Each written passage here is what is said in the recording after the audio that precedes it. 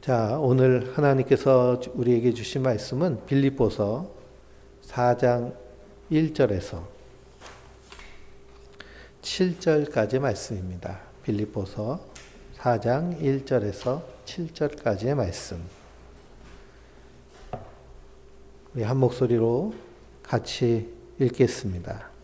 그러므로 나의 사랑하고 사모하는 형제들, 나의 기쁨이요 면류가 아닌 사랑하는 자들아, 이와 같이 주 안에 서라. 내가 유오디아를 권하고 순두개를 권하노니 주 안에서 같은 마음을 품으라. 또 참으로 나와 멍에를 같이 한 내게 구하노니 복음에 나와 함께 힘쓰던 저 여인들을 돕고 또한 클레멘드와 그 외에 나의 동역자들을 도우라. 그 이름들이 생명책에 있느니라. 주 안에서 항상 기뻐하라. 내가 다시 말하노니 기뻐하라. 너희 관용을 모든 사람에게 알게 하라. 주께서 가까우시니라. 아무것도 염려하지 말고 다만 모든 일에 기도와 간구로 너희 구할 것을 감사함으로 하나님께 아뢰라. 그리하면 모든 지각에 뛰어난 하나님의 평강이 그리스도 예수 안에서 너희 마음과 생각을 지키시리라. 아멘. 할렐루야. 하나님께서 주시는 은혜와 평강이 우리 성도님들 위해 충만하시기를 주님의 이름으로 축원드립니다. 이제 빌립보서 강의 마지막 4장을 함께 나누게 되었습니다. 그래서 빌립보서 13번째 말씀, 우리가 해야 할 일에 대한 제목으로 함께 은혜를 나누겠습니다. 빌립보서의 총 주제는 기쁨이죠. 기쁨과 감사입니다. 우리 안에 이 기쁨과 감사는 무엇을 통해서 우리 안에서 충만해질까요? 은혜와 평강입니다. 은혜와 평강이 우리 안에 임하면 우리 안에서 나오는 모습은 기쁨과 감사의 모습이에요. 그 기쁨과 감사로 나의 존재 자체로서 기뻐하고 존재 자체로 감사하는 만족감이 흘러 넘칩니다. 그것의 시작은 어디서부터 시작될까요? 기도의 골방에서 아침마다 시간마다 하나님과 친교와 친밀한 기도 그리고 사역의 기도를 통하여서 은혜와 평강이 충만하게 되고 그래서 기쁨과 감사가 넘치게 되고 그로 인해서 존재의 생명력이 생동감 있게 넘쳐 흐르는 모습이 성도의 모습인 줄 믿습니다. 그래서 우리가 항상 머릿속에 은혜와 평강, 기쁨과 감사, 존재로서의 만족, 기도의 골방 이것이 자전거 페달 바퀴가 돌듯이 우리 안에서 계속 날마다 선순환 될 때에 하나님과의 관계에서 우리가 풍성함을 누리면 자연스럽게 우리 자신과의 관계에서도 흘러넘치고 그것이 이웃을 통해 그리고 세상으로 흘러가게 되는 줄 믿습니다. 그래서 이것을 흘려보내는 일을 하는 것이요. 우리 성도들이 마땅히 해야 될 우리의 사명이며 사역인 줄 믿습니다. 그래서 사도 바울은 너희는 나를 본받으라 라고 얘기하고 있어요. 사도 바울의 무엇을 본받으라고 얘기하고 있나요? 예수님을 본받는 그 모습을 본받으라는 거예요. 예수님을 본받기 위해서 그는 늘 주님과 동행하며 은혜와 평강을 누리고 그 안에서 기쁨과 감사가 충만하고 존재로서 풍성함을 누리며 그의 시작은 기도의 골방에서 시작되는 것을 우리가 말씀 통해 발견할 수 있습니다. 그런데 우리가 공동체 책 읽기를 통해서 놀라운 것은 우리의 유전자 끝에 있는 그 텔로미어도 누구의 소리를 들어요? 나의 소리를 들어요. 내가 어떤 말을 하느냐에 따라서 그 유전자 끝에 있는 텔로미어뿐만 아니라 우리의 세포와 우리 몸속에 있는 그런 모든 미생물들까지도 우리의 소리를 듣습니다. 그래서 내가 나에 대하여 진심으로 하는 말은 즉각적이고 절대적인 효과가 있습니다. 그것이 우리의 생명, 수명 가운데서 얼마나 건강하고 풍성하게 사는지에 대한 절대적인 영향력을 끼치는 거예요. 아무리 좋은 약을 먹고 병원을 열심히 다녀도요, 이 근본적인 문제들, 나의 존재에 대한 문제들이 온전히 세워지지 아니하면 헛수고가 될 수 있습니다. 그러니 우리는 사도 바울이 그리스도를 본받는 모습을 따라서 힘써 본받는 자가 되어야 될 줄 믿습니다. 오늘 1절 말씀은 그러므로로 시작됩니다. 그러므로. 우리가 성경을 읽을 때요, 이 접속사 그러므로, 그러나를 잘 살펴봐야 됩니다. 그래서 어찌 보면 4장 1절은 이 3장 17절 위에 있는 말씀과 붙어 있는 말씀이죠. 그리고 4장 2절이 원래는 4장이 돼야 더 우리가 바르게 볼 수 있습니다.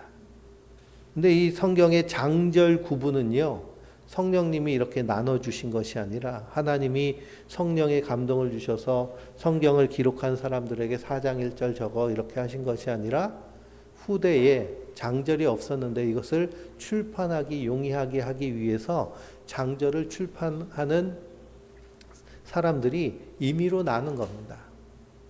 그런데도 아주 오묘하게 잘 나눴는데, 그래서 이런 조그만 오차가 있다는 것을 우리가 이해할 필요가 있겠죠. 그래서 그러므로라는 말, 그래서 이 그러므로는 뭐에 대한 그러므로냐 하면 위에 3장 17절에서 21절의 말씀입니다. 지난주에 설교의 말씀이죠. 거기에 두 종류의 모습을 사도 바울이 말하고 있습니다. 첫 번째는 십자가의 원수, 그 다음은 하늘의 시민권. 그러므로는 누구를 향해 말하는 걸까요? 십자가의 원수들에 대하여 하는 말일까요? 하늘의 시민권을 가진 사람에게 하는 말일까요? 하늘의 시민권을 가진 사람들에게 그러므로 나의 사랑하고 사모하는 형제들, 나의 기쁨이요 면류관인 사랑하는 자들아, 이와 같이 주 안에 서라 라고 말씀하고 있습니다. 세 번역 성경을 또 같이 읽어볼까요? 주보에 보시면 세 번역으로 제가 올려놨는데요. 그러므로 사랑하고 사모하는 나의 형제 자매 여러분, 나의 기쁨이요 나의 면류관인 사랑하는 여러분, 이와 같이 주 안에 굳건히 서 계십시오. 아멘. 여기 사랑하는 말이 몇 번이나 나올까요? 네? 3번 나오죠. 사랑, 사모 같은 말입니다. 또 사랑. 기쁨이 나오고요. 면류관이 나옵니다. 면류관이란 것은 당신이 나의 가장 큰 영광스러운 존재입니다 하는 최상급, 아주 사랑의 최상급 표현을 사도 바울이 하고 있습니다. 그러니 하늘의 시민권이 가진 사람은 그리스도를 본받으며 이 땅에서 그리스도를 기다리는 자들이에요. 우리가 예수님을 기다린다라고 할 때 번데기처럼 그냥 방어막 치고 거기에 가만히 있으면서 예수님을 기다린다는 의미일까요? 그것이 아니죠. 우리가 하나님 나라를 이 땅에서부터 풍성히 누리며 살아내며 드러내며 사는 자들인 줄 믿습니다. 이에 대해서도 사도 베드로가 우리에게 분명히 말씀하고 있는데요. 베드로후서 3장을 한번 보실까요? 베드로후서 3장 8절부터 13절까지 한번 읽어보겠습니다. 베드로후서 3장 8절에서 13절, 387페이지. 사랑하는 자들아, 주께서 하루가 천년 같고 천년이 하루 같다는 이 한 가지를 잊지 말라. 주의 약속은 어떤 이들이 더디다고 생각하는 것 같이 더딘 것이 아니라 오직 주께서는 너희를 대하여 오래 참으사 아무도 멸망하지 아니하고 다 회개하기에 이르기를 원하시느니라. 그러나 주의 날이 도둑같이 오리니 그날에는 하늘에 큰 소리로 떠나가고 물질이 뜨거운 불에 풀어지고 땅과 그 중에 있는 모든 일이 드러나리로다. 이 모든 것이 이렇게 풀어지리니 너희가 어떠한 사람이 되어야 마땅하냐? 거룩한 행실과 경건함으로 하나님의 날이 임하기를 바라며 간절히 살아가라. 그날에 하늘이 불이 타서 풀어지고 물질이 뜨거운 물에 녹아지려니와 우리는 그의 약속대로 의가 있는 곳인 새 하늘과 새 땅을 바라보노라. 아멘. 이것이 누리며 살아내며 드러내는 자들이에요. 왜 예수님 빨리 안 오셔? 나 빨리 천국 갔으면 좋겠는데 베드로 사도가 뭐라고 그래요? 아직 하나님이 찾으시는 영혼이 있어. 네 주변을 좀 살펴봐. 그래서 아무도 멸망하지 않고 다 회개하기에 이르기를 원하시는 하나님의 마음을 가지고 이 땅에서 그 하나님의 나라를 드러내는 거예요. 그래서 어둠 가운데 있는 자들에게 빛을 발하고 죽음 가운데 서 있는 자들에게 생명을 드러내는 자들이 성도들인 줄 믿습니다. 그래서 그 다음 쭉 읽어보면요. 그 영광스러운 나를 바라보면 주 앞에서 점도 없이 흠도 없이 평강 가운데 나타나기를 힘쓰라 라고 표현하고 있는 거예요. 힘쓰라. 그리고 우리가 주님을 기다린다는 것은 이 땅에서 어떻게 사는 모습일까요? 그냥 힘쓰며 사는 거예요. 하나님 나를 누리며 살아내며 드러내도록 힘쓰며 사는 겁니다. 살아낸다는 표현을 드리잖아요. 노력해야 된다는 거예요. 우리의 노력, 그 노력에 따라서 우리의 노화까지도 어떻게 할 수 있을까요? 우리의 건강의 문제, 면역력까지도 우리가 조절할 수 있는 거예요. 빨리 늙고 빨리 죽고 싶으시면 어떻게 하면 될까요? 불평, 불만, 원망, 짜증, 막 화내고 분노하고 매사에 비관적이고 자기 비하하고 그렇게 사시면 아주 빨리 가실 수 있는데 어떻게 갈까요? 몹시 아프며 질병 수명이 한 30년 정도 돼가지고 그렇게 될 수도 있어요. 근데 우리가 항상 기뻐하고 감사하고 자족하고 내 안에서 풍성함을 누리고 만족하고 그리고 카인드니스 선한 마음을 가지고 그리고 상대방에 대한 그런 연민을 가지고 살아가면 우리 안에서 이런 생명의 풍성함을 누릴 수 있습니다. 성경은 하나님은 우리를 만드셨기 때문에 우리의 창조의 원리에 따라 사는 것이 가장 건강하고 풍성하게 사는 것이라고 우리에게 말씀하고 계세요. 그래서 사도 바울이 사랑하고 사모하고 기쁨이고 면류관인 사랑하는 자들아, 이 풍성한 사랑, 이 최상급의 표현, 왜 이렇게 표현할 수 있을까요? 예수님의 십자가의 사랑을 받은 자들이기 때문이에요. 그러니 사랑하고 사모하고 기쁨이고 면류관인 사랑하는 자는 누굴까요? 바로 예수님을 그리스도로 믿는 우리가 바로 그런 사람이에요. 내가 이렇게 사랑하는, 사랑받는 그런 놀라운 기쁨이 되는 사람이구나. 그래서 스바냐 선지자는 너희 하나님 여호와가 너희 가운데 계시니 그는 구원을 베푸실 전능자시라. 그가 너로 인하여 기뻐하시고 그리고 너를 반기시고 너를 즐거이 부르며 기뻐하시리로다. 그렇게 사랑받는 자가 바로 예수를 그리스도로 믿는 우리 성도들이라는 사실을 잊지 마시기 바랍니다. 이런 최상급의 표현을요, 사도 바울은 다른 서신서에서도 여러 번 사용하는데요. 데살로니가전서 2장 19절을 읽어보면 우리의 소망이나 기쁨이나 자랑의 면류관이 무엇이냐? 그가 강림하실 때 우리 주 예수 앞에 너희가 아니냐 그래요. 너희가 아니냐. 우리가 어떤 존재라는 거예요? 소망이고 기쁨이고 자랑의 면류관이라는 거예요. 너희는 우리의 영광이요 기쁨이니라 라고 말씀하고 있습니다. 1차적으로는 데살로니가 교회겠지만요. 2차적으로는 예수 그리스도를 믿는 사도 바울이 전한 복음, 우리 이 빌립보서를 통해서 복음을 다시 한번 받아들이잖아요.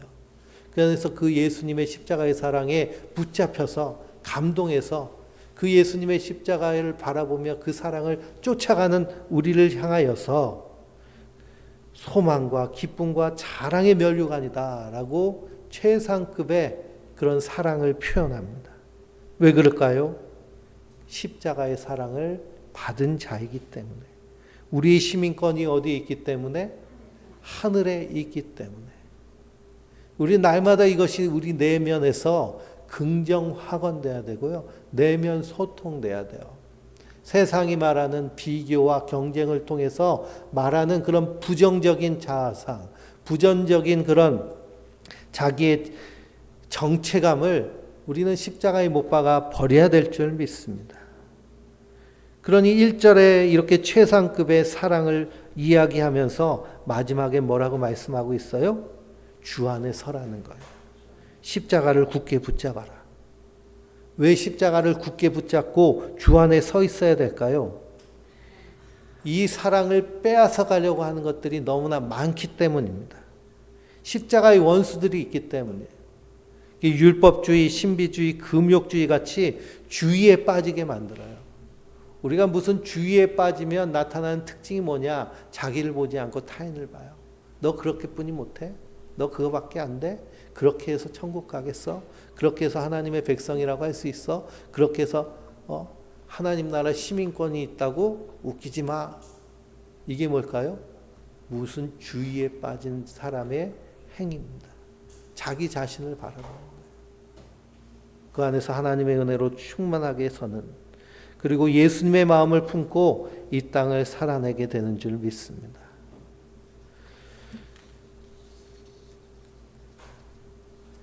그래서 성경은 주님의 마음을 품으라고 그래요. 주님의 마음을. 주 안에 굳게 서 있는 말, 주 안에 서 있다는 것은 주님의 마음을 우리가 품고 이 땅을 사는 겁니다.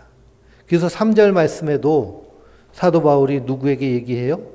내가 유오디아를 권하고 순두개를 권하노니 주 안에서 같은 마음을 품으라 라고 말씀하고 있습니다. 빌립보 교회에 여성 지도자 2명이 있어요. 그 사람이 누굴까요? 유오디아와 순두개입니다. 유오디아나 순두개는 여성의 이름이에요. 고대 사회에 여성을 사람으로 취급하지 않는 그 시대에 빌립보 교회는 여성 지도자 2명이 기둥과 같이 그 교회를 섬기며 예수님을 섬기며 복음을 전하는 일을 했어요. 그들을 향해서 뭐라고 얘기하나요? 한 마음을 품으라 얘기하며 같은 마음을 품으라. 빌립보서를 보면 같은 마음을 품으라는 말씀이 많이 나옵니다. 2장 1절을 보면 그리스도 안에서 사랑, 권면, 사랑, 위로, 성령의 교제, 긍휼과 자비가 있을 때에 한 마음과 한 뜻을 품으라고 얘기해요. 한 마음과 한 뜻. 누구의 마음이고 누구의 뜻일까요? 예수님의 마음이고 예수님의 뜻이에요. 그러니 우리가 한 마음을 갖는다는 것은 내 마음이 아니라 누구의 마음? 예수님의 마음으로. 예수님의 마음이 내 안에 계시기 위해서는 우리 안에서 어떤 작업이 필요할까요? 나는 죽고 예수로 사는 거예요. 상당히 과격한 표현이죠. 나는 죽고 예수로 사는 것. 예수님이 십자가에 달려 죽으실 때 거기서 같이 죽었다고 선언하는 거예요. 선포하는 거예요. 근데 죽으면 편해요. 무덤에 가보세요. 자기 주장하는 무덤이 있는지. 조용하죠. 잠잠하죠. 그럼 나는 내가 죽어야 내 안에서 예수님으로 예수님이 사시게 되는 줄 믿습니다. 그래서 사도 바울은 나는 죽노라 그랬는데 어떻게 죽는다고 그래요? 나는 날마다 죽노라 그래요. 날마다 죽노라. 왜 그럴까요? 우리는 아직 육체 안에 있기 때문에 날마다 아침마다 내 중심주의, 자기 중심주의가 끊임없이 올라와요. 그래서 날마다 죽는 거예요. 날마다. 그러니 아침에 눈 뜨며 일어날 때 우리는 부활의 아침을 맞는 겁니다. 죽는 모습은 자는 모습과 동일하잖아요. 예수님도 죽음을 향해서 잔다고 표현하세요. 근데 아침에 눈 떴어요. 우리가 수면에 들었다가 아침에 눈을 뜨는 것도 기적입니다. 아침에 눈을 뜬다는 보장이 없어요.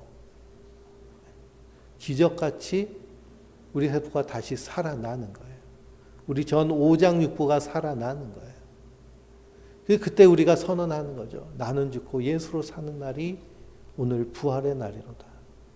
그래서 우찌무라 간조는 일본의 신학자인데요. 그분이 말하기를 일일 일생, 성도의 그런 삶의 단위는 하루의 단위예요. 얼마나 감사한지 어제 실패해도 오늘 다시 시작할 수 있다는 은혜를 우리에게 주신 줄 믿습니다. 유오디아와 순두개에게 주 안에서 같은 마음, 한 마음을 품으라. 또 3절은 같이 읽어볼까요? 또 참으로 나와 멍에를 같이 한 내게 구하노니 복음에 나와 함께 힘쓰던 저 여인들을 듣고 또한 클레멘드와 그 외에 나의 동역자들 도우라. 그 이름들이 생명책에 있느니라. 아멘. 또 한 무명의 성도에게 부탁합니다. 뭐라고 부탁을 해요? 너는 나와 멍에를 같이 메었으니 그 멍에는 뭘까요? 예수님이 우리에게 메어주신 수고하고 무거운 짐진 자들아 다 내게로 오라. 내가 너희를 쉬게 하리라. 네가 짊어지고 있는 세상 짐을 내려놓고 예수님이 져주는 가벼운 짐을 지고 예수님을 따르라는 거예요. 그게 성도죠. 그러면서 유오디아와 순두개 이 두 지도자를 어떻게 하라고 그래요? 도우라고 얘기합니다. 동역하라고 얘기하는 거예요. 그래서 교회 공동체는 서로가 서로를 도우며 동역하는 공동체예요. 그래서 초대교회의 형태는요, 모두가 다 동역하는 사역자의 입장이었어요. 한 사람도 들러리 같이 그냥 와서 밥 먹고 가는 사람이 아무도 없었어요. 그저 다 서로 동역자이고, 서로 제사장이고, 또 서로 예언자이고, 서로 왕 같은 선지자의 사역을 감당했어요.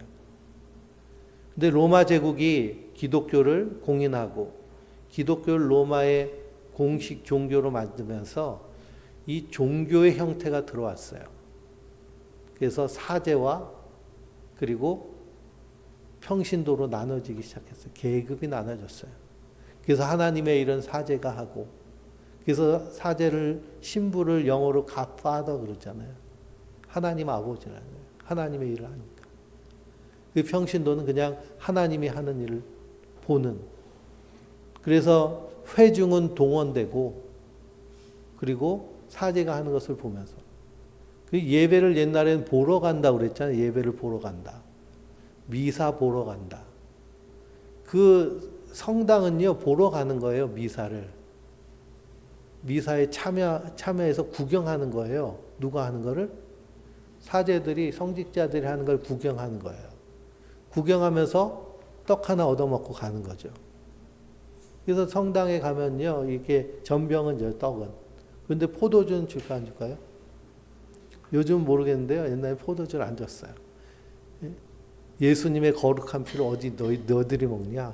그러면서 자기들끼리 홀짝홀짝 다 마셔요. 구경하는 거죠. 근데 우리 개혁된 교회는요, 예배 드리는 거예요. 참여하는 거예요. 우리가 다 예배자인 거예요. 목사만 예배자가 아니라 우리 성도들이 한 분 한 분이 다 예배자가 되어서 그래서 하나님께 나아가는 거예요. 개개인으로. 우리 공동체가 함께. 그래서 동원된 것이 아니고요. 함께 동행하는 거예요. 함께 걸어가는 거예요. 신앙의 길을. 인생의 길을.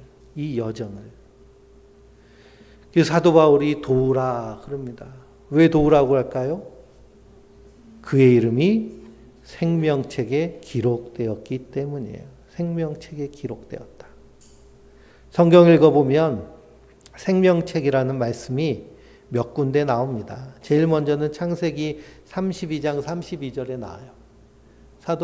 모세가 금송아지의 우상 숭배하는 언약을 배신한 백성들을 향해서 기도할 때, 그들을 위해 중보기도할 때 내 이름을 생명책에 빼달라고 기도해요. 그리고 그들을 구원하소서. 거기서 생명책이라는 이름이 나오죠. 다윗도 생명책이라는 표현을 썼어요. 시편 69편 28편을 보면 다윗은 원수들의 이름을 생명책에서 빼달라고 했어요. 그 얼마나 치가 떨리게 괴롭힘을 당했으면 저놈 좀 생명책에서 빼주세요. 하나님 생명책에 그 사람 이름 없죠?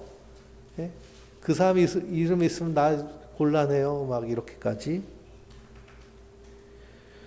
그래서 이 생명책이나 생명책에 이름이 있는 것은 구원받은 백성이라는 뜻입니다. 구원받은 백성. 생명책에 기록된 사람은 어떤 사람이냐? 구원받은 백성이에요. 다니엘서를 한 장 또 읽어볼까요? 다니엘서 맨 끝 12장. 구약 성경에 있는 다니엘서입니다.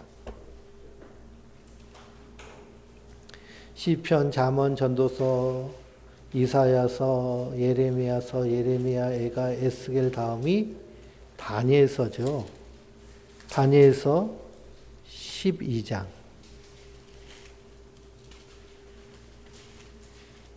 1절, 2절을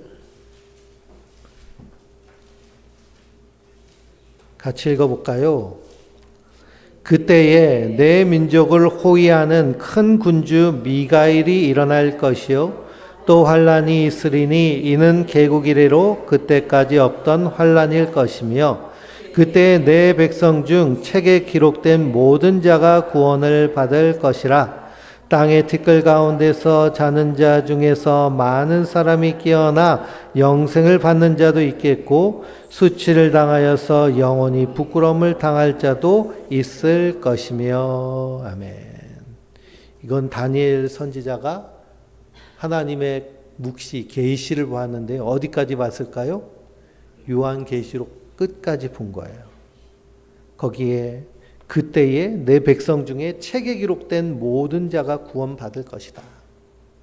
책에 기록된 자가 있고 기록되지 않은 자가 있다.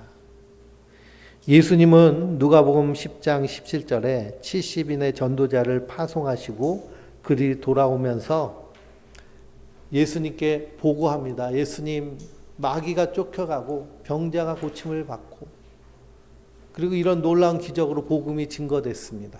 그랬더니 예수님 뭐라고 할까요? 내가 원수가 하늘에서 떨어진 것을 보았다. 그러나 그런 것으로 기뻐하지 말고 너희 이름이 생명책에 기록된 것으로 인하여서 기뻐하라 라고 말씀하셨어요. 기뻐하라. 생명책에 기록된 것으로. 요한복음 5장 29절 보면 선을 행하는 자는 생명의 부활로 그렇지 않은 자는 심판의 부활로 나오리라 라고 하셨어요. 생명과 심판은 생명책에 기록된 자는 생명의 부활로 그렇지 않은 자는 심판의 부활로 나오게 되는 줄 믿습니다. 그것이 어떻게 이루어지느냐? 요한계시록을 보면 나와요. 요한계시록 한번 보실까요? 13장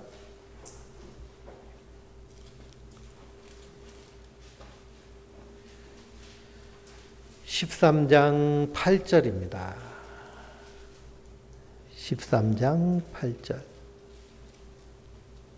같이 읽어볼까요? 죽임을 당한 어린 양의 생명책에 창세 이후로 이름이 기록되지 못하고 이 땅에 사는 자들은 다 그 짐승에게 경배하리라 그랬습니다. 생명책에 기록된 자는 주님께 나와 경배하지만 그렇지 않은 자는 짐승에게 경배하는 거예요. 그래서 그 심판의 모습이 20장에 요한계시록 20장에 백보자 심판으로 나오죠. 20장 11절에서 15절입니다. 20장 11절에서 15절. 또 내가 크고 흰 보좌와 그 위에 앉으신 이를 보니 땅과 하늘이 그 앞에서 피하여 간데 없더라. 또 내가 보니 죽은 자들이 큰 자나 작은 자나 그 보좌 앞에 서 있는데 책들이 펴 있고 또 다른 책이 펴졌으니 곧 생명책이라. 죽은 자들이 자기 행위를 따라 책들에 기록된 대로 심판을 받으니 바다가 그 가운데서 죽은 자들 내주고 또 사망과 음부도 그 가운데서 죽은 자들 내주고 각 사람이 자기의 행위대로 심판을 받고 사망과 음부도 불못에 던져지니 이것이 둘째 사망 곧 불못이라. 누구든지 생명책에 기록되지 못한 자는 불못에 던져지더라. 아멘. 여기 하얀 보좌가 펼쳐 있고 거기에 심판장이신 주님께서 앉아 계신데 책들이 펴져 있죠. 그 책은 심판책입니다. 그리고 또 무슨 책이 펴져 있을까요? 생명책이 펴져 있어요. 심판의 책은 복수로 기록되어 있고요. 생명책은 단수로 기록되어 있습니다. 사람들이 예수님께 나아가서 묻습니다. 예수님, 구원받는 사람의 수가 많습니까? 그랬더니 예수님 뭐라고 하세요? 좁은 길로 걸어가라 라고 하세요. 좁은 길로 걸어라. 그만큼 구원의 길은 좁고 협착한데, 그러니 생명책에 기록된 자들, 에베소서 1장 읽어보면 하나님께서 태초에 예정하시고 그리스도께서 십자가에서 구속하시고 성령께서 인치셔서 늘 함께 하시는 그 사람, 그 사람이 생명책에 기록된 누구예요? 나예요. 우리예요. 그러니 사도 바울이 내 사랑하고 사모하며 기쁨이며 면류관인 형제여 자매여 이렇게 칭호를 하는 것은 우리가 이 놀라운 은혜를 받았기 때문에. 그리고 우리 안에서 존재로서 뭐가 우러나야 될까요? 기쁨과 감사가 충만해야 될 줄 믿습니다. 요한계시록에 보면 구원받은 사람에 대한 그런 모습을 환상으로 보았는데요. 요한계시록 7장을 이 생명책을 보면서 한번 보실까요? 요한계시록 7장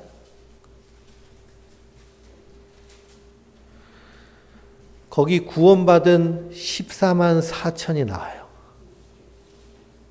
그래서 요한계시록 7장 1절에서 8절까지는 구원받은 14만 4천. 그래서 어디 천지에서는 자기들끼리 지파 만들어가지고 14만 4천을 만들면 예수님이 오신다고 그렇게 해댔는데 14만 4천이 넘었거든요. 아주 그냥 정치까지 개입해가지고 지금 얼마나 대한민국을 혼탁하게 만들었는지 모르는데요. 통일교도 그렇고 신천지도 그렇고 하여튼 이단들은 정치인들한테 얼마나 줄을 잘 대는지 모릅니다. 근데 14만 4천이 넘었어요. 그랬더니 또 자기들끼리 뭐해요? 진짜 가짜를 나누겠다고 맨날 시험 보고 열심히 안 하면 뭐라고 그래요? 가짜라고 그러고 당신 집 팔아서 헌금하지 않으면 뭐라고 그래요? 가짜라고 그러고 그냥 집회 시간이 막 3시간, 4시간씩 하는데요. 왔다 갔다 하면서 그냥 화장실 들락날락 하면 뭐라고 그래요? 가짜라고 그러고 그러니 어떻게 하고 다녀요? 기저귀 차고 3시간 좀 꼼짝하지 않고 무릎 꿇고 그러면서 그게 진짜인 것처럼 만드는 마귀가 아주 인생을 그냥 파탄 만드는 겁니다. 그러니 반대하는 가족들 붙잡고 살면 가짜라고 그래서 다 이혼시키고 그리고 자녀들 다 가출시키고 인생을 파탄을 만드는 마귀가 하는 거거든요. 마귀가 하는 것은 죽이고 멸망하고 하는 일이고 예수님이 주신 것은 생명으로 풍성하게 하시는 일인 줄 믿습니다. 그 14만 4천은요, 구원받은 구약의 성도들 얘기하는 거예요. 구약의 성도들. 우리는 14만 4천에 해당될 필요도 없고, 해당될 이유도 없어요. 왜냐, 그 다음에 분명히 말씀하셨거든요. 9절에, 요한계시록 7장 9절에, 이 일 후에 내가 보니 각 나라와 족속과 백성과 방언에서 아무도 능히 셀 수 없는 큰 무리가 나와 흰 옷을 입고 손에 종려가지를 들고 보좌 앞과 어린 양 앞에 서서 큰 소리로 외쳐 이르되 구원하심이 보좌에 계신 우리 하나님과 어린 양에게 있도다 했습니다. 그러니 이게 그 수를 셀 수 없는 각 나라와 족속과 백성과 방언에서 나온 사람들이 누굴까요? 우리가 거기에 해당되는 거예요. 14만 4천이 아니라. 또 14만 4천이라는 숫자는 상징적인 거예요. 하나님의 구원은 한 사람도 빠지지 않는다는 거예요. 빠질까 봐 걱정하지 마세요. 반드시 들어있어요. 그 요한 사도가 이것을 보고서는 궁금해가지고 거기서 있는 24장로 중에 한 사람에게 묻습니다. 이 사람들이 누구고 어디서 왔습니까? 그게 13절 말씀이죠. 장로 중 하나가 응답하여 나에게 이르되 이 흰옷 입은 자들이 누구며 어디서 왔느냐? 내가 어떻게 합니까? 그랬더니 그가 나에게 이르되 이는 큰 환난에서 나오는 자들인데 어린 양의 피에 그 옷을 씻어 쉬게 하였느니라. 17절에 이는 보좌 가운데서 계신 어린 양이 그들의 목자가 되사 생명수 샘으로 인도하고 하나님께서 그들의 눈에서 모든 눈물을 씻어 주실 것임이라. 그러니 어린 양의 피로 씻어 깨끗하게 된 그 하얀 세마포 옷을 입은 자들이 성도들이에요. 우린 그 옷을 이미 입고 있는 자들.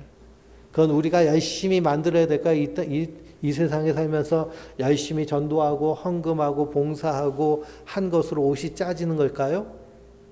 그러면 그것이 율법주의, 자기 공로로, 자기 의로 십자가의 원수가 되는 거예요. 내 수고 노력이 아니라 예수님의 십자가의 은혜로 우리에게 선물을 주셨어요. 그래서 그 구원의 세마포옷을 입고 이 땅에서 주님 오실 그날까지 하나님 나라를 누리며 하나님 나라를 살아내며 하나님 나라를 드러내는 자들이 성도들인 줄 믿습니다. 그래서 4절 빌립보서 오늘 말씀 4장 4절 말씀에 뭐라고 말씀하고 있어요? 주 안에서 항상 기뻐하라. 내가 다시 말하노니 기뻐하라 라고 하십니다. 왜 기뻐요? 생명책에 누구의 이름이 딱 붙어 있어요? 내 이름이 다 기록되어 있기 때문입니다. 생명책에 대한민국 최은광 할렐루야 딱 기록되어 있어요. 그러니 우리 안에 기쁨과 기쁨이 충만한 줄 믿습니다. 그러면서 5절에 뭐라고 그래요? 너희 관용을 모든 사람들에게 알게 하라. 주께서 가까우시니라 라고 하십니다. 생명책에 내 이름이 기록되어 있는데요. 우리 이 땅에서 아웅다웅하며 내가 손에 쥔 거 그냥 놓지 않으려고 그냥 몸부림치며 또 네 것까지 뺏으려고 막 그냥 몸부림치며 살 이유도 필요도 가치도 없습니다. 왜일까요? 생명책에 내 이름이 기록되었기 때문에. 초대석 교회 성도들은 그렇게 살았어요. 우리도 이 땅에서 그렇게 사는 자들인 줄 믿습니다. 그래서 빌립보서를 보면 기뻐하라는 말씀이 계속 나옵니다. 데살로니가 전서 5장에도 항상 기뻐하라, 쉬지 말고 기도하라, 범사에 감사하라. 이것이 그리스도 예수 안에서 너희를 향하신 하나님의 뜻이니라. 한 번 더 기뻐할 때마다 우리의 40조 개의 세포들이요 함께 반응하는 거예요. 40조 개의 세포뿐만 아니라 우리 안에 400조 개의 이 미생물들이 어떻게 할까요? 함께 반응하는 거예요. 하나님을 찬양하고 기뻐하는 거. 감사할 때도 마찬가지예요. 하나님의 뜻이. 그래서 사랑하는 자여 내 영혼이 잘된 같이 내가 범사에 잘되고 강건하기를 내가 원하노라. 하나님 우리를 그렇게 만들어 주신 줄 믿습니다. 우리가 빌립보서를 쭉 읽으면서 기뻐하라는 말씀, 기쁨에 대한 말씀이 계속 나옵니다. 빌립보서 1장 3절에서 5절에 내가 너희를 생각할 때마다 나의 하나님께 감사하고 간구할 때마다 무리를 위하여 기쁨으로 항상 간구함은 그랬어요. 감사와 기쁨이 충만해요. 왜 그럴까요? 그 이름이 생명책에 기록되어 있기 때문에. 1장 18절을 보면 거칠애로 하나 무슨 방도로 하든지 전파되는 것은 그리스도니 나는 기쁘고 또한 기뻐하리라. 복음이 전파되는 것 그것만 해도 기쁜 거예요. 한 사람의 이름이 생명책에 기록된 것처럼 큰 기쁨이 어떻겠습니까? 2장 4절을 보면 각각 자기를 돌볼 뿐 아니라 또 각각 다른 사람들의 일을 돌보아 나의 기쁨을 충만하게 하라. 사도 바울이 생명책에 있는 사람들이 서로 사랑하며 돌보는 모습이 기쁨이 충만한 모습. 2장 13절은 너희 안에서 행하시는 이는 하나님이시니 자기의 기쁘신 뜻을 위하여 너희에게 소원을 두고 행하게 하시느니라. 하나님 우리를 기뻐하시고요. 우리에게 소망을 주시는 분이신 줄 믿습니다. 2장 17절에서 18절은 내가 나를 전제로 드릴지라도 나는 기뻐하고 너희 무리와 함께 기뻐하리니 이와 같이 너희도 기뻐하고 나와 함께 기뻐하라. 내가 피 흘려도 기쁘다는 거예요. 죽어도 기쁘다는 거예요. 왜냐? 전파되는 것이 그리스도이고 한 영혼이 생명책에 더 기록된 것만큼 하나님의 기쁨이 얼마나 큰지를 그가 공감하기 때문에 그렇습니다. 2장 28절에서 29절도 내가 더욱 급히 그를 보낸 것은 너희로 그를 다시 보고 기뻐하게 하여 근심을 덜려 함이라. 이러므로 너희가 주 안에서 모든 기쁨으로 그를 영접하고 또한 그와 같은 자들을 존귀 여기라 라고 말합니다. 디모데와 에바브로디도를 향해서. 3장 1절에는 끝으로 나의 형제들아 주 안에서 기뻐하라. 너희에게 같은 말을 쓰는 것이 내게 수고로움이 없고 너희에게는 안전하니라 라고 말씀하셨어요. 성도는 이 땅에서 어떤 자로 드러나는 자들일까요? 기뻐하는 자로. 왜 기뻐하지 못할까요? 우리가 주님을 바라보지 못하고 주 안에 굳게 서지 못하고 세상 바라보면 기쁨이 사라집니다. 그래서 눈을 들어 주를 보라. 날마다 나에게 강력하게 요청하며 그리고 확언하시기 바랍니다. 5절 말씀에도 너희 관용을 모든 사람에게 알게 하라. 주께서 가까우시니라. 관용이란 뭘까요? 너그럽게 용서하고 베푼다는 거예요. 너그럽게 용서하고 베푼다. 우리 배가 불러야 좀 너그러워지고요. 내 배가 불러야 나눠줄 수 있고. 어디서 인심 난다고 그래요? 곳간에서 인심 난다고 그러잖아요. 내 곳간이 꽉꽉 차 있으면 그냥 인심이 나게 되어 있습니다. 근데 자꾸만 내 곳간을 땅에, 내 부하를 이 땅에 두고 이 땅의 거를 바라보면 줄 게 어디 있어요? 내 거 먹기도 바쁜데. 근데 우리는 어디에 있어요? 하늘에 있어요. 너희 부하를 어디에 쌓아두라고 하세요? 하늘에 쌓아두라. 그리고 우리는 이미 하늘에 속한 자들. 생명책에 이름이 있고 하늘의 보화가 가득한 자들인 줄 믿습니다. 그래서 그렇게 살아내면 살아낼수록 더 풍성해지고 충만해지는 거예요. 그래서 상대방을 향해서 공격적이고 너무 방어적이고 그리고 이기적으로 살면 이렇게 오후에 스트레스 테스트도 이렇게 할 텐데요. 거기에 따라서 내 텔로미어도 어떻게 될까요? 같이 반응하는 거예요. 어떻게 될까요? 점점점 쪼그라들고 줄어듭니다. 근데 너그럽게 관용을 베푸며. 그리고 마지막 6절, 7절을 우리 같이 읽어볼까요? 아무것도 염려하지 말고 다만 모든 일에 기도와 간구로 너희 구할 것을 감사함으로 하나님께 아뢰라. 그리하면 모든 지각에 뛰어난 하나님의 평강이 그리스도 예수 안에서 너희 마음과 생각을 지키시리라. 아멘. 아무것도 염려하지 말고. 근데 우리가 염려 안 하고 살 수 있을까요? 그래서 이것은 예수님의 기도의 골방, 기도에 대한 가르침과 연결되어 있습니다. 너희는 기도할 때 어떻게 기도하라고 하세요? 골방에 들어가서 문을 닫고 은밀한 중에 계신 내 하나님께 아뢰라 라고 하셨습니다. 염려를 멈추는 것은 골방에 들어가서 문을 닫아 놓는 거예요. 그래서 그 골방에서 문을 닫고 그리고 하나님을 향하는 기도.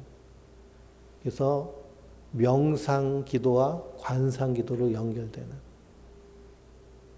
그래서 그 중세 사막의 교부들의 그 신앙의 전통, 신앙의 루틴은 첫 번째는 그 렉시오 디비나, 거룩한 독서. 하나님의 말씀을요, 한 구절이든 한 장이든 정독하고 그 말씀을 계속 마음에 새기는 거예요. 그리고 그것으로 긍정 확언을 해요. 렉시노 디비나를 한 다음에 오라티오, 하나님을 찬미해요. 그 말씀을 가지고. 그것이 예배죠. 그리고 이제 기도의 차원으로 들어갈 때는 메디타티오. 처음에는 명상을 하는 거예요. 내 모든 내 내면을 고요하게 만드는 거죠. 그 전통 가운데 우리가 호흡에 집중하면서 내 뇌에서 일어나는 계속 이 반추되는 생각들을 끊어내는 거예요. 고요하게 만든 그 다음에 하나님을 바라보는 거예요. 그러면서 하나님과 친밀한 기도, 그리고 사역의 기도를 나누는, 그래서 컨템플락티오, 관상 기도를 드리며 우리가 그와 함께 우리의 필요를 구하는 간구의 기도를 드리는 것이 예수님이 주기도문을 통해서 우리에게 가르쳐 주신 기도의 전통인 줄 믿습니다. 그러니 여기도 분명히 사도 바울은 말하고 있죠. 다만 모든 일에 기도와 간구로. 기도와 간구로. 근데 한국 교회는 간구만 배워요. 구하라고 그래요. 찾으라고 그래요. 두드리라고 하면서 간구만 배웁니다. 그러니 자녀의 문제, 뭐의 문제 다. 근데 기도하는 것이 마치 그냥 기복적으로 변해버렸고요. 마치 하나님과 거래하는 것처럼 또 기계적으로 하나님을 여기는, 내가 이만큼 기도의 재단을 쌓으면 하나님이 이렇게 응답해 주실 것이라고 하는 그런 기계적인 사고, 자판기를 생각하는 하나님, 동전을 넣으면 물건이 나오는 것처럼 내가 금식하고 애쓰고 공을 세우면 하나님이 이만큼 해 주실 거야. 그런 생각들. 그것이 하나님과의 관계를 망가뜨립니다. 그래서 기도와 간구, 이 기도는요, 그 메디타티오와 컨테프락티오를 통해서 예수님이 가르쳐 주신 하나님 명예와 통치와 사역, 그리고 생활 방식과 관계와 영적 전쟁을 위한 기도, 그에 앞서서 하나님과 친밀한 친교의 기도를 드리며 나아가는 것이 기도입니다. 기도는 하나님을 위해서 드리는 것이에요. 나의 존재를 위해서 드리는 것이도 아니고요. 간구는 우리가 아주 잘하죠. 하나님 이거 필요해요. 이 문제를 해결해 주세요. 이것이 함께 조화롭게 이루어질 때 감사함으로 하나님께 나아갈 수 있고요. 그러면 모든 지각에 뛰어난 하나님의 평강이 그리스도 예수 안에서 우리 마음과 생각을 지키시는 줄 믿습니다. 어떤 영화를 봤는데요. 예전에 본 영화인데 거기서 한 목사님이 기도에 대해서 얘기하는 그런 얘기가 있었는데요. 유튜브에도 보면은 나오기도 합니다. 이분이 이렇게 얘기를 해요. 내가 힘을 달라고 하나님께 기도하였더니 하나님은 날 더 강하게 만드실 시련을 주셨습니다. 내가 하나님께 지혜를 달라고 기도했더니 하나님은 내가 풀어야 될 문제를 주셔서 그것을 풀며 지혜롭게 하셨습니다. 하나님께 내가 용기를 달라고 기도하였더니 하나님은 내가 극복해야 될 위기를 주셔서 용기를 사용할 수 있도록 하셨습니다.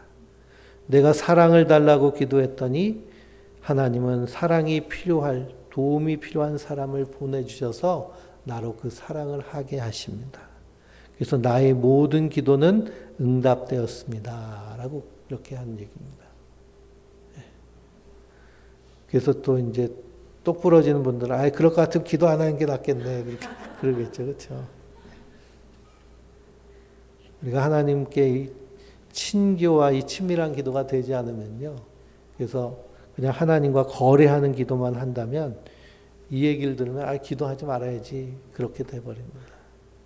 근데 그 십자가의 사랑, 우리 이름이 생명책에 기록된 그 놀라운 은혜, 그 감사와 감격, 거기에 우리가 붙잡혀서 살 때요, 날마다 충만하고 풍성하게 기도의 자리에서, 기도의 골방에서 하나님과 그 시간을 가장 기다리고 기대하며 그 시간을 누리며 풍성하게 살아낼 수 있는 줄 믿습니다.